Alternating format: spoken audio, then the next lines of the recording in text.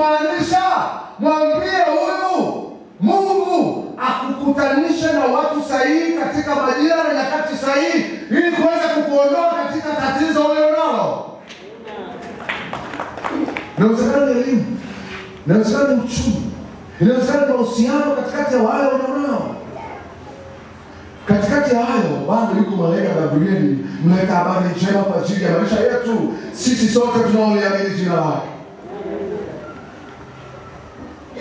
Hawakuambiwa tu bali waliona kwa macho. Mungu atupe kuambiwa lakini pia kuona kwa macho. Maisha yetu ambayo tunaona majibu tuone kwa macho.